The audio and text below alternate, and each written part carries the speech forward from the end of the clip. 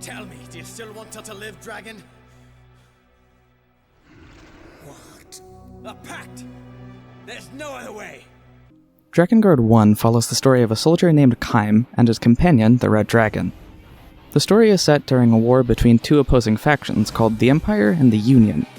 Kaim is a former prince whose parents were eaten by an Empire dragon, and his country was destroyed in the same attack. He's now a soldier for the Union, and his sister Furiae is known as the Goddess. In a battle to protect the Goddess from the Empire, Kaim is mortally wounded and is forced to make a pact with the Red Dragon. This pact permanently binds their souls together and steals Kaim's ability to speak in exchange for superhuman strength and endurance.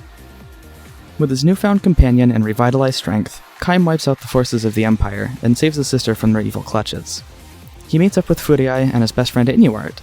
Most of the rest of the game is spent protecting Furiae and the other seals, temples created to contain the end of the world. Along the way, Kaim meets several companions who join his party.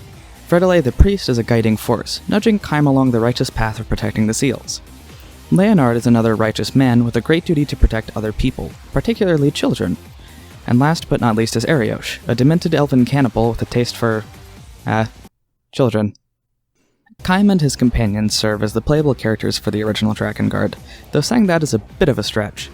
Kaim and the Red Dragon are who you spend 90% of the game playing as, and you can occasionally play as Leonard or Ariosh as a sort of super move. The best thing I can relate this to is that the companions are like your Muso and Warriors games. Honestly, the best way to describe this game in general is if Dynasty Warriors was set in fantasy Europe and also merged with Ace Combat. You want to know the gameplay of Drakengard 1? Square, square, triangle. Do that enough times, and your weapon levels up, and you can then use square, square, square, square, triangle, and it hits harder. Seriously though, it plays like an old Dynasty Warriors game. You go through a mission killing hundreds of enemies by just stringing together basic combos, and you complete objectives by taking out more enemies. Do enough objectives, and defeat enough enemies, and you move on to your next verse. Verses are, simply put, anything Drakengard deems as a unique stage. Cutscenes, dialogue events, and combat are all verses in the game's eyes. You even have a nice level select that allows you to choose any verse to replay.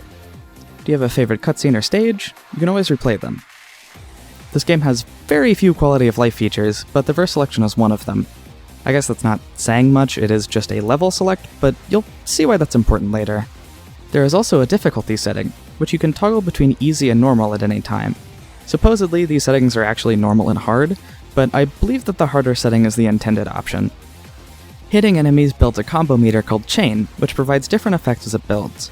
Generally though, they're how you regain HP and MP. The larger your chain, the better the recovery. If your HP is full, it'll release an explosive orb that hits every enemy around it for high damage. This does reward skillful gameplay by allowing more damage output or playing aggressively to regenerate HP. Honestly, it's not that different from Bloodborne's rally mechanic, though I will say the system seems glitchy. Sometimes the chain takes absolutely ages to run out, but other times it'll drop before you can turn and hit another enemy. It's wildly inconsistent, and I've lost dozens of huge heals from randomly dropping a high chain. I can't tell you how many times I was sitting at the 90 to 99 range, and the game just decided my chain timer was 3 seconds instead of 10. Drakengard gives you a plethora of weapons to pick and choose, with 8 different weapon categories. Each category generally has 1 or 2 unique movesets, and each weapon has its own stats that change their utility drastically. The most obvious things to note are the damage values, as a bigger number does more damage, and the magic type each weapon has. I neglected mentioning it earlier, but each weapon has a completely unique spell attached to it. You build MP by hitting enemies, and save it to blast out powerful magic. These spells range from absolutely worthless to completely game-breaking. You can also equip 8 weapons at a time, so you can freely swap between your favorite spells and your favorite comfortable damage dealers. Each weapon also has a unique weight stat, which determines how quickly a weapon swings. An extremely light short sword will swing wildly faster than a hefty greatsword. Despite the simplicity of the game, there is quite a lot of player choice allowed. Ultimately, I opted to only use a weapon until it hit max level and would swap it for a different one. The game is easy enough that this comfortably works until you beat the game, even on the harder difficulty. And trust me, you're gonna need to play on that harder setting to get all the endings. I'll save talk about those for the story section, but to get the final ending of the game you're required to have all weapons unlocked. All, and I'm not joking about the number, all 65 of them. Certain stages just have them lying around in chests, others you get as a reward for completing simple objectives, generally. Some of them you have to kill 1,000 enemies in one stage. You may have to kill all 200 enemies in a single stage in 10 minutes. Quite frankly, the objectives become absurd by the end of the game's runtime. Now, all of the game isn't spent on the ground as Kaim. That's only about half of the experience. The other half is playing as the red dragon in the sky, flying around and hurling fireballs at enemies. It's basically an ace combat game, but playing as a dragon and fighting monsters instead of other planes. Though, if you do want to do that instead, there may be a little surprise for those with enough perseverance. Red, as I'll be calling her from here on out, has pretty simple gameplay for the most part. If you tap square, you'll launch a powerful fireball where your reticle is aiming. If you hold square and face an enemy, however, you'll lock onto them and charge a group of fireballs to launch all at once. These locked fireballs do less damage than the unlocked ones, but are useful for clearing out hordes of weaker enemies. She can also dodge side to side, do a quick 180, and she has a super move as well. If you hit enough enemies and charge your MP, you can unleash the base cannon.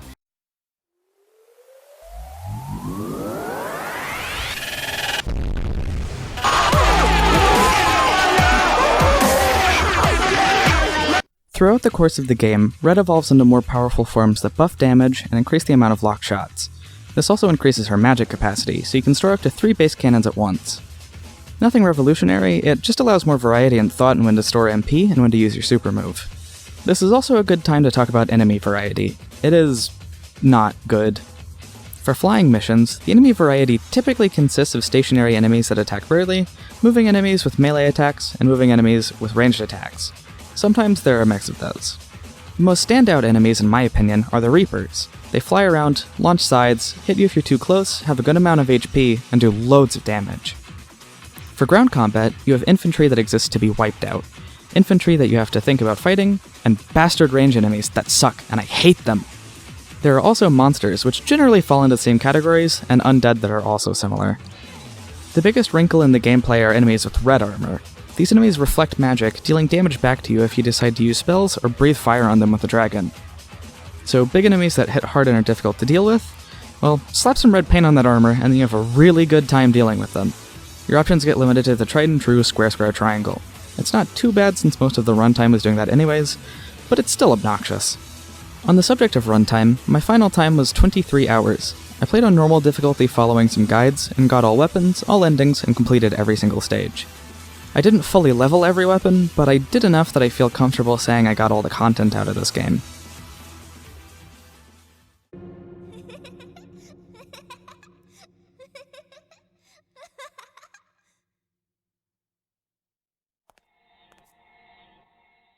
Along the way, we learn of a young girl named Mana. She seems to be the leader of the Cult of the Watchers, a quiet group that puppeteers the Empire behind the scenes. Through her hand, Inuart is kidnapped and overwhelmed by his need to protect Furiai. He's brainwashed into attacking anyone he deems a threat. This results in Kaim and Inuart facing each other down both on the battlefield and in the sky, with Inuart's newfound pack partner, the Black Dragon. It just so happens, the Black Dragon is also the one that murdered Kaim's family and ruined his kingdom. As the game progresses, the seals are slowly destroyed by the Empire. Kaim and his party are constantly one step behind, and before they know it, Furiai is kidnapped by Inuart and taken to the cult. We find that Kaim is a bloodthirsty warrior, and all too often is it his need for blood that causes them to fall behind. Red has a hatred for humans, ultimately wanting them to be eradicated from the earth.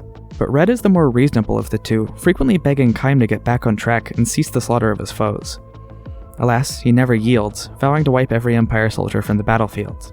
This culminates in the final battle, all-out war between the Union and the Empire. The Union is outnumbered and outmatched, but Kaim and Red are the ace in the hole. With them, the battle seems to sway in their favor, ultimately resulting in a victory. Until the sky shatters, revealing a crimson world above the one they reside on. Magic blasts rain down on the battlefield, wiping out every single Union soldier. Even the threat of the goddess dying is enough to wreak havoc. After fleeing the battlefield, Kaim and Red find a sky fortress where Furiai is being held.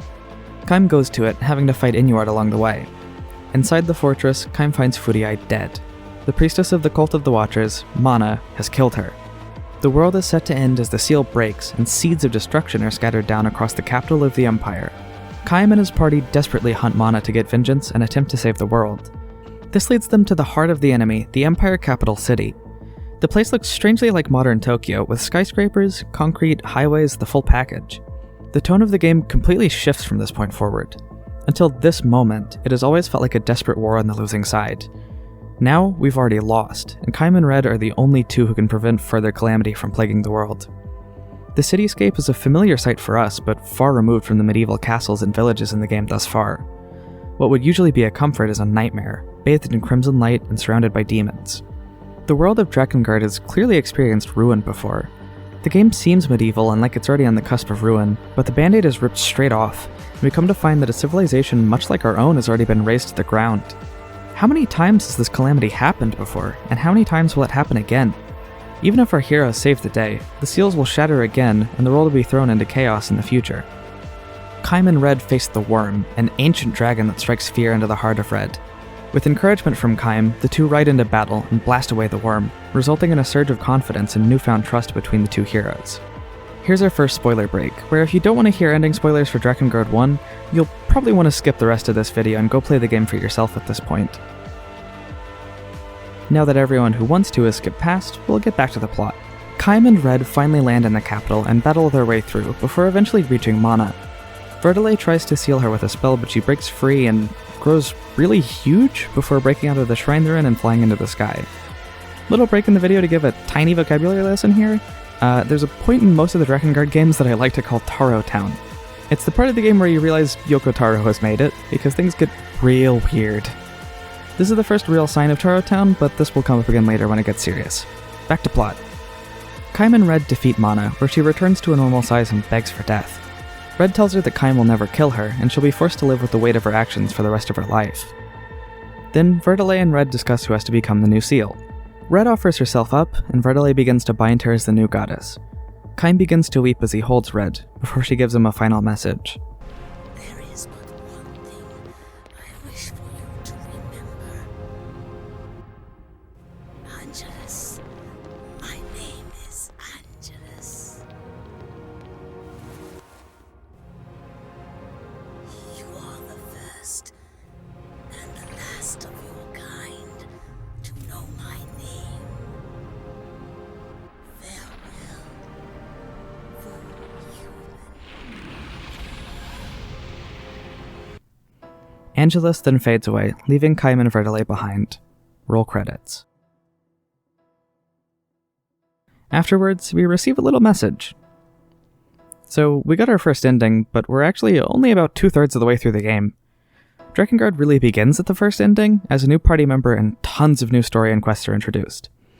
The new chapters and stages are unlocked by replaying stages or completing new ones with certain conditions.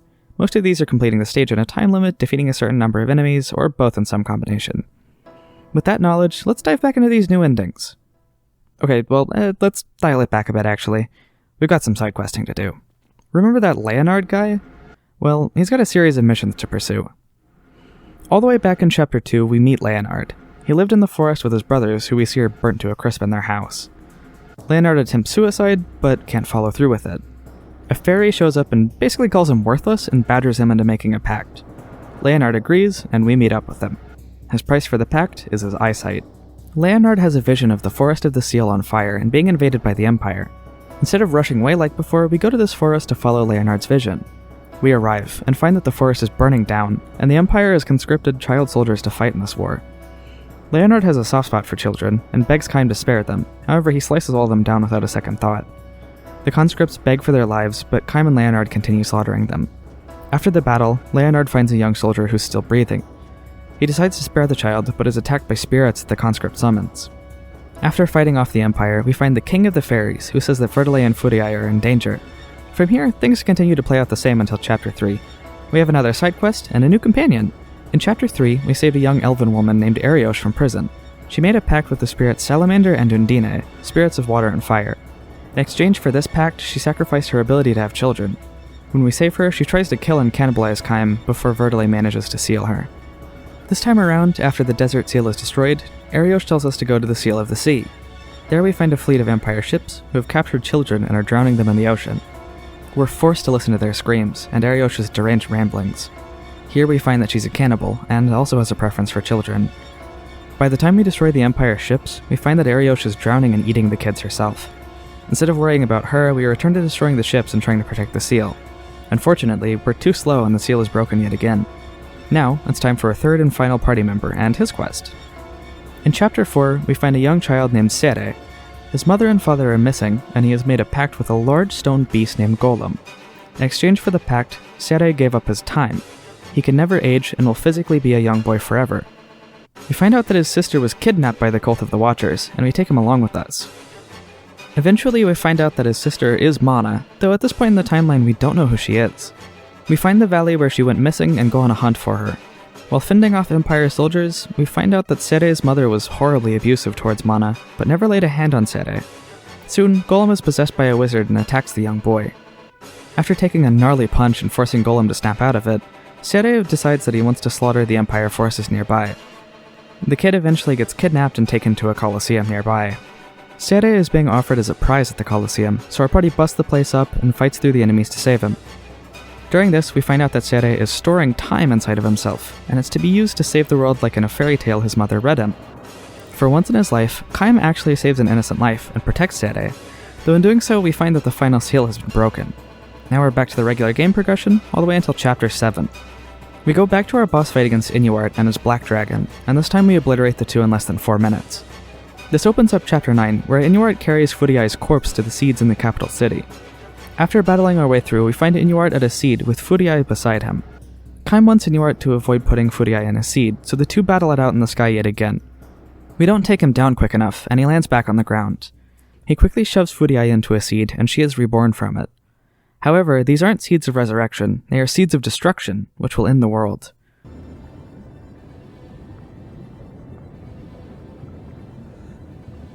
Furiai, you have returned to me.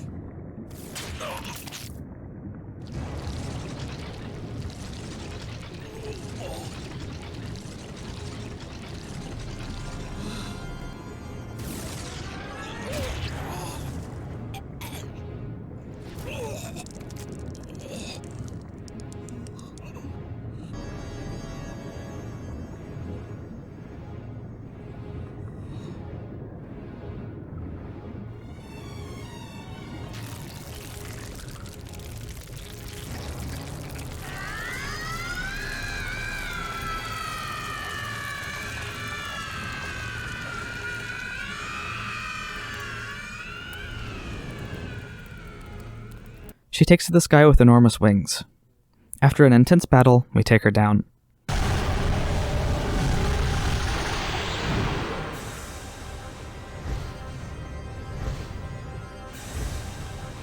Kaim stands alone, holding the remains of Furiai in his arms. One after another, her sisters rise into the sky, their hideous screams heralding the end of mankind.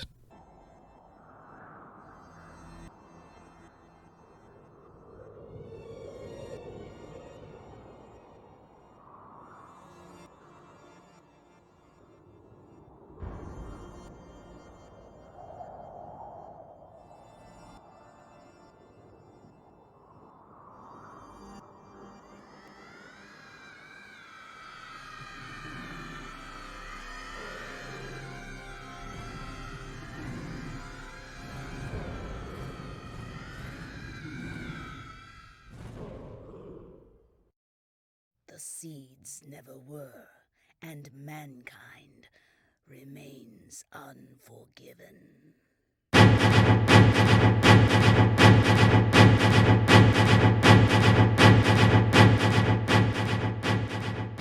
And that's it for our second ending. We get the song Exhausted in the credits, and it's haunting.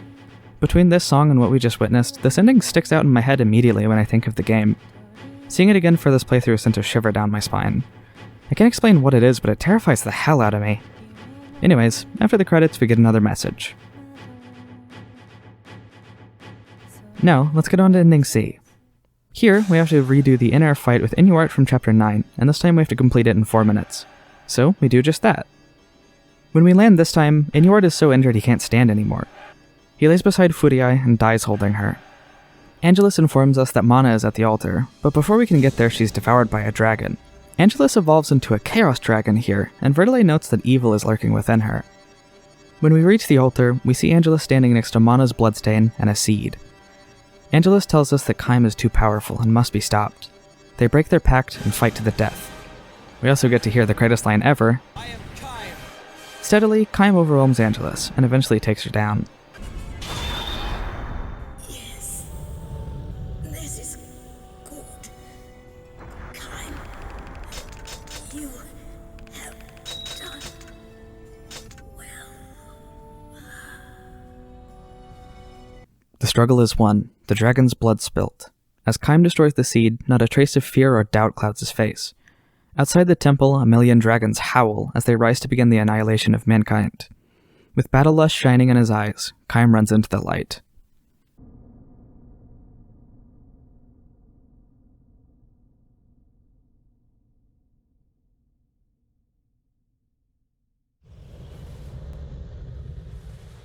You have become strong.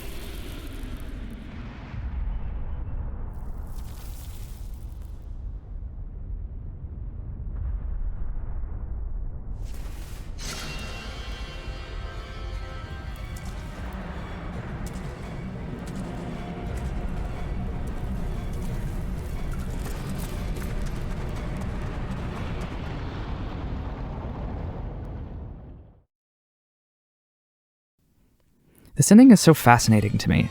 The way it all comes together is just so neat. I love the detail that Kaim looks at Angelus with sorrow as he runs out into the light. And this isn't a super cut and dry ending like the last one, where we can comfortably assume Kaim is ripped apart by the Furii clones. Kaim has a fighting chance here, as he's not even visibly slowed down after killing Angelus. Of course, it's unlikely he'll kill a million dragons, but I'd confidently say he'd only go down after taking down dozens, if not hundreds of them.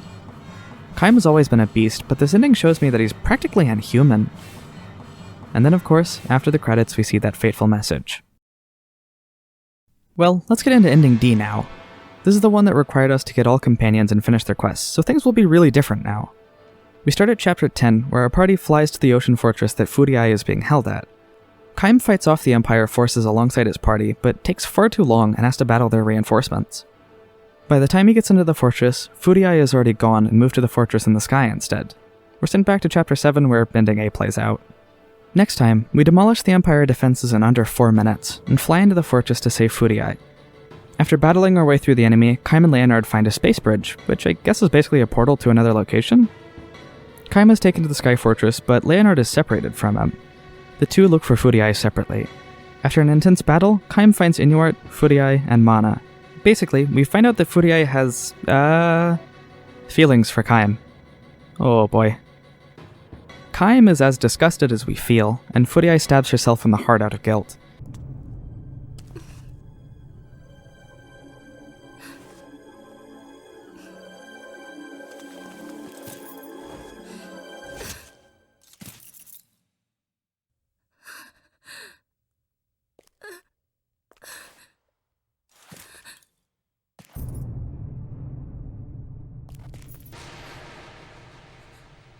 Look at me.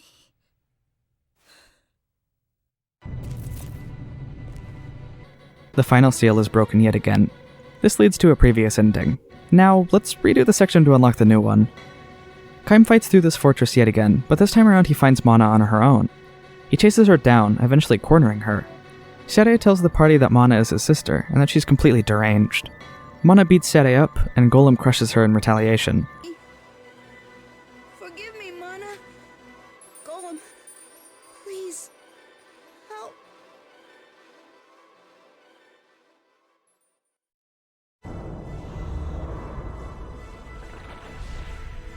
Now is the time to feel the love of the gods. A deep love. A great love. A love powerful and formidable. A love that crushes like a mace. La la la la la.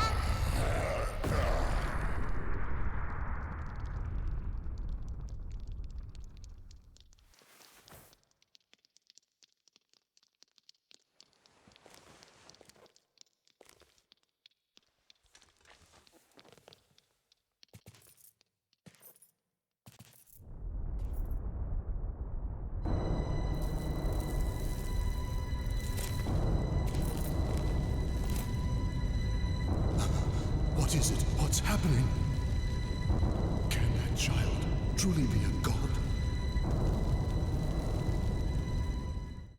The Sky Fortress begins to collapse as the end of the world has begun yet again.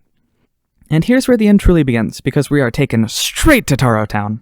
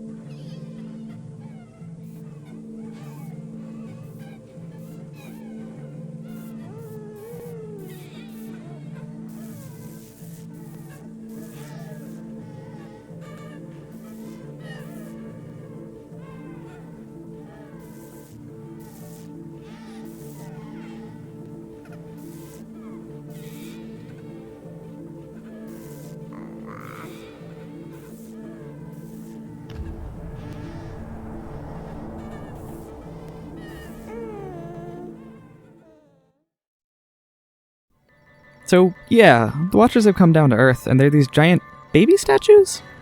We fight off a horde of them in the sky before descending to the ground. Our party tries their best to survive the onslaught of Watchers, but their numbers are absolutely overwhelming. Ariosh eventually completely loses her mind and allows herself to be consumed by the Watchers.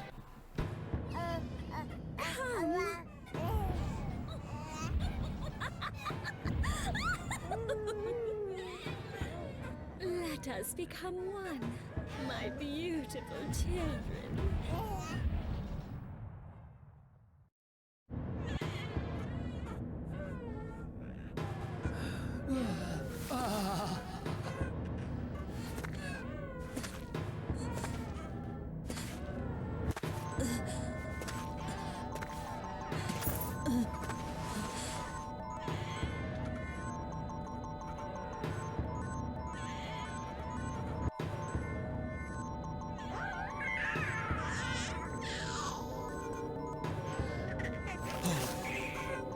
Ariosh!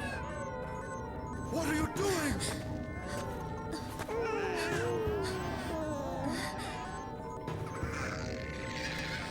The greatest of feasts.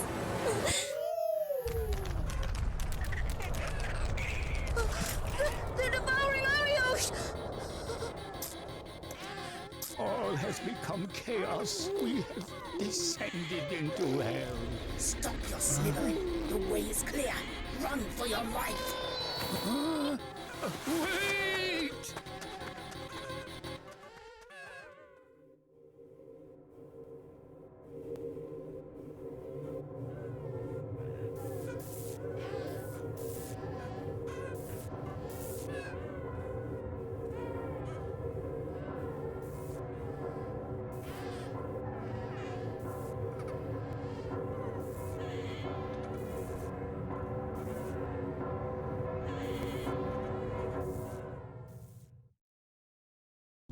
You know it's the only way to clear a path.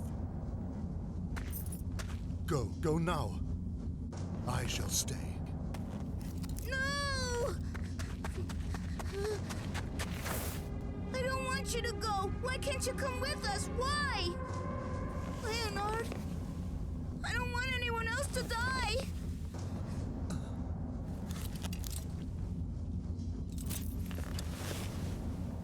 Sere, you are a fine young lad. You mustn't be afraid. I will not die. Now go, please.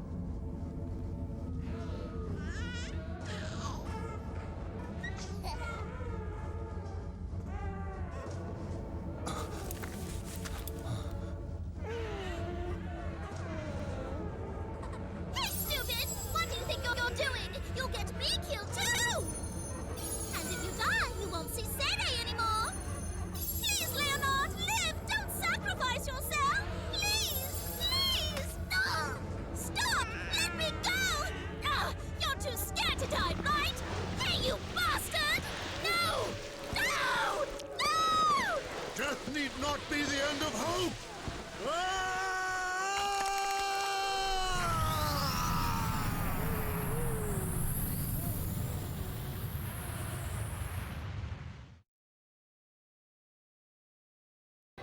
As we battle our way through the enemies, Verdele mentions that the Queen Beast controls a thing known as the Great Time.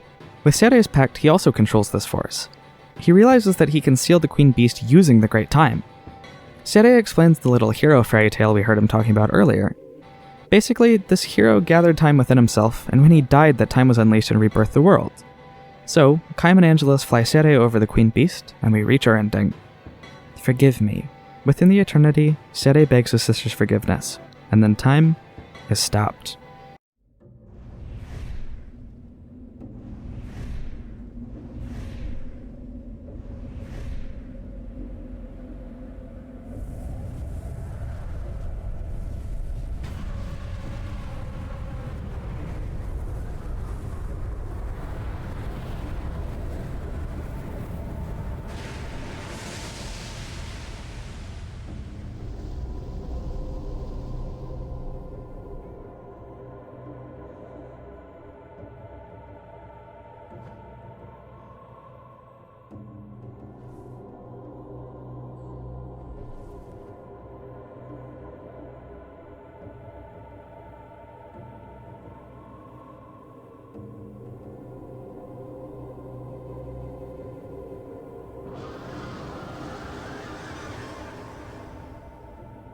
Will you forgive me now, Mana?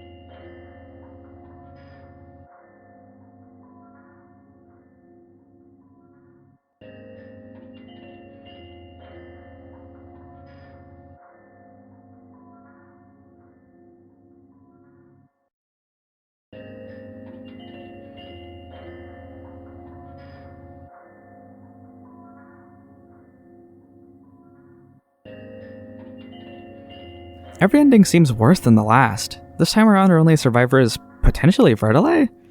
Ariosh is trapped in time as the Queen Beast, Sere is trapped alongside her, Leonard sacrificed himself, and Kaim and Angelus are ripped apart. Well, it's time for that final message. This is it. One final chance to set the record straight, to maybe get a better ending. We can only hope all of our heroes survive this time around. But to get there, we've got to make sure we've collected every weapon in the game. In my own playthrough, I was extremely diligent about this, so I only had to grab 1 or 2 more from free expeditions. So, let's get into that last ending. We continue after Leonard sacrifices himself, but before Sere uses the Great Time. Kaim and Angelus fly into the Queen Beast for a last-ditch assault. What god can help us now? No gods have ever heard your prayers. To catch the lion's cub, you must enter the lion's den. No, Kaim! Don't go! Please don't leave me alone! We will meet again, if we live. But at least... don't forget me! Ever!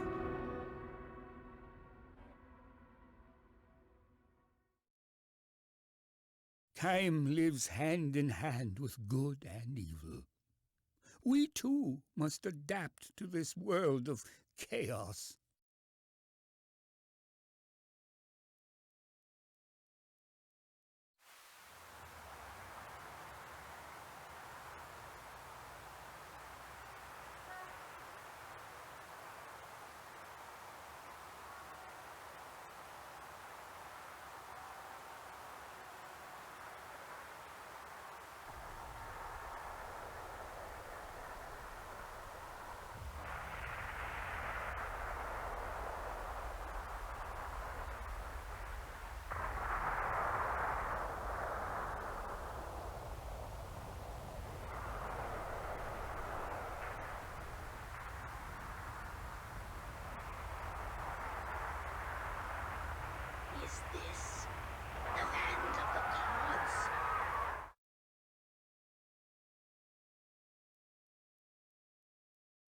We arrive in Tokyo, in the year 2003.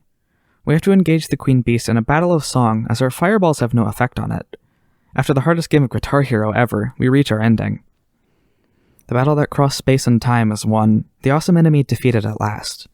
But the blood of the heroes who saved the world paints the tower red.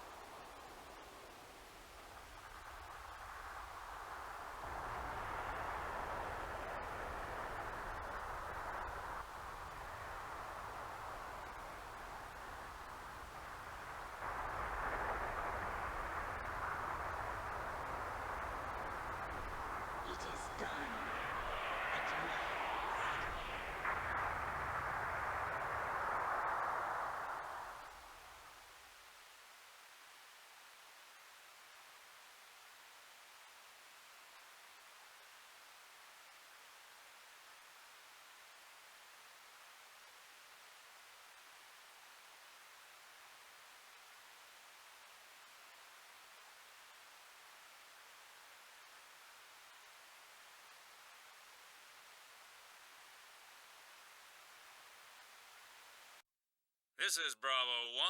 Unidentified target has been neutralized. Over and out. And that's it. Our time with Drakengard 1 comes to an end.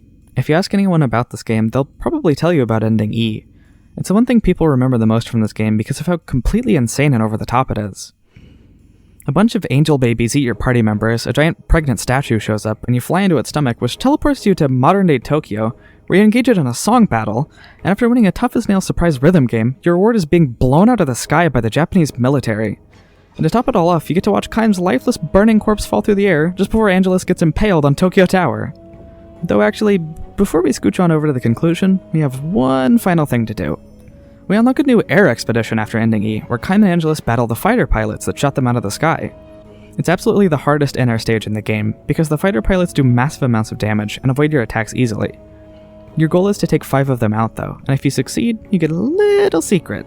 After beating this stage, go back into free expeditions and open up an in-air mission. When you select Angelus level, scroll down past Chaos, and 3 question marks will appear.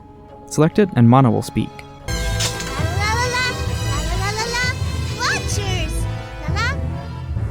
Whenever you load into the stage, you'll be controlling a fighter jet. It hits hard, flies fast, and for whatever reason, Kaim still sits on top of it instead of getting in the cockpit. And that's it for the game. Drakengard 1 is officially done. I've got a lot to talk about with this one, so let's go over it.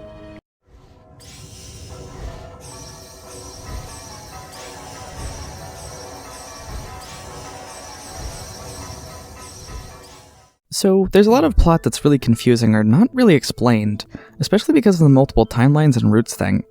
Even writing this script has been a nightmare because it's been about half a year since I played through Drakengard the first time. So, basically, Kaim and Furiai are the prince and princess of a kingdom named Caerleon. Kaim's father was named Gop, and was a king and strong warrior. Inuart was the child of another royal family, and Gop took him under his wing. Kaim and Inuart trained together and were best friends, but because Kaim was basically better at everything, Inuart had a lot of insecurities, especially because he was deeply in love with Furiai. After Inuart buys some penis enlargement pills... Yo! What the You want penis enlargement pills? Or I guess a potion. He and his father have a talk, and he finds out that he has a calling in music. Fast forward a few years, and on Kaim's 18th birthday, he and his kingdom are attacked by the Empire. Kaim's mother, who is unnamed, and Gop are eaten alive by the black dragon in front of his eyes, and Kaim swears vengeance on the Empire. Now, that last bit is explained a bit in-game, but a lot of that backstory is written in a series of Drakengard novellas. I won't get too in-depth about them in this video because we'd really be here forever, but I felt it was important to note. The most important thing was humanizing Inuart and expanding on Caerleon before the Empire's attack. I felt it's something the game didn't tell us enough about for how invested we should be in Kaim's life and story. But from there, the rest of the story is the same. Kaim is a deranged war criminal, his party members are all horrible people, all that good stuff. Now, Drakengard has a lot of motifs it likes to use. For example, the motif for the soundtrack is just the word madness. That's what composers Nobuyoshi Sano and Takayuki Aihara were given while working on the game.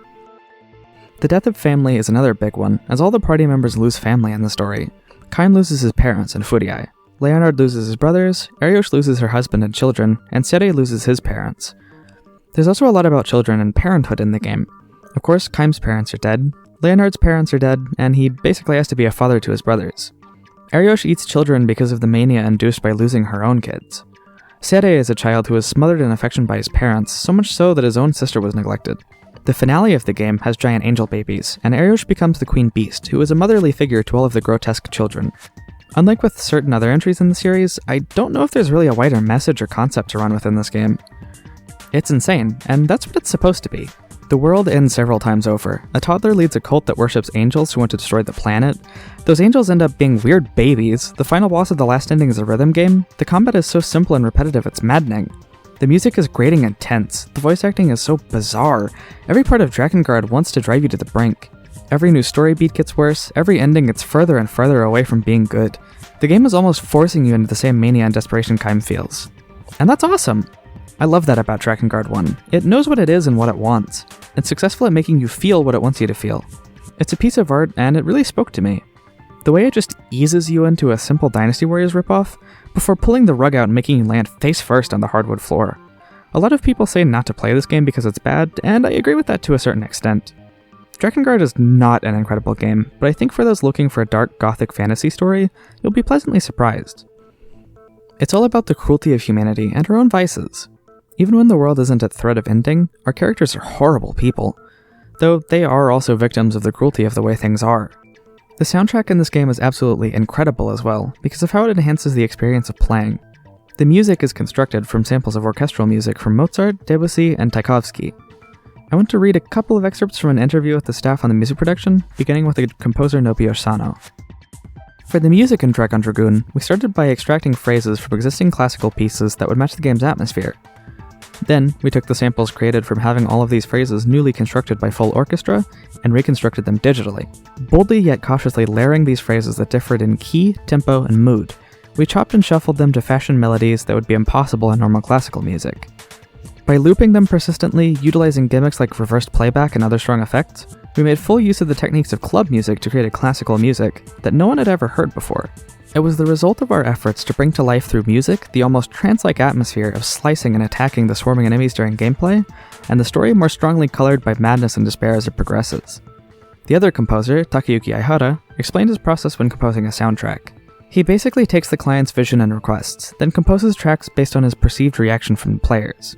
But the sound of this game, Dragon Dragoon, is an exception. I ended up entirely disregarding the above premise while working on it.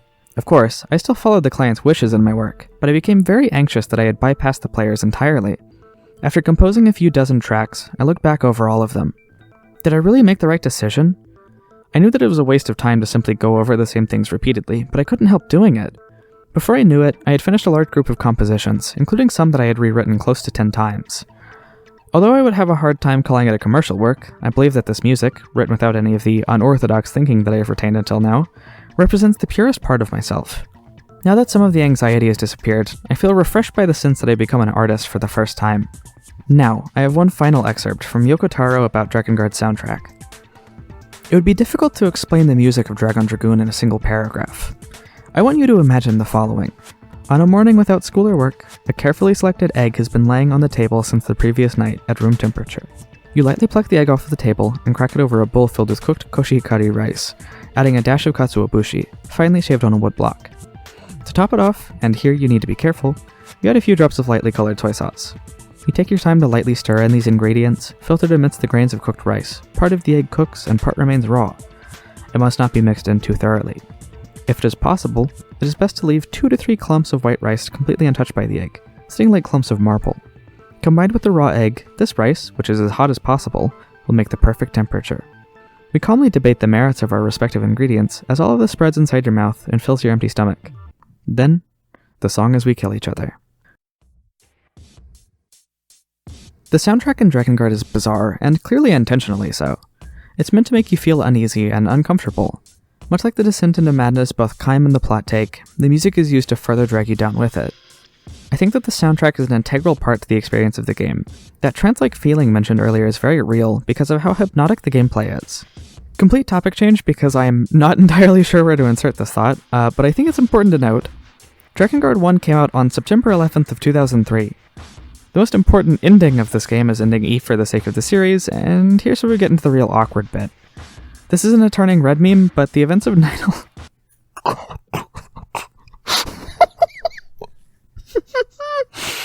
This sucks.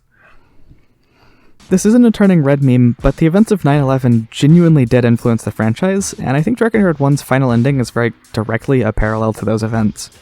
I think it's specifically that imagery of a city being devastated by an unknown force appearing out of nowhere. Specifically the Queen Beast falling down and crushing the buildings while grainy, silent footage is being shot of the event. I think I finally realized that's why Ending E makes my skin crawl as badly as it does. It looks like footage of that event, and the lasting impact it has in the near games mirrors the impact of 9/11 in the real world.